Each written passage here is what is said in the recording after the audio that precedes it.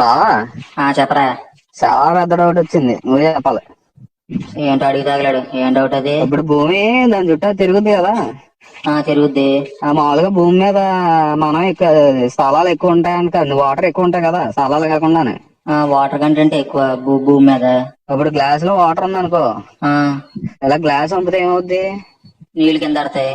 ఇప్పుడు అలా భూమిని వంపితే నువ్వు మనిషిగా తున్నపోతారు. నువ్వు భూమిని ఎవడు ఏ వంపుతాడు? నీకు తెలుసా లేదా?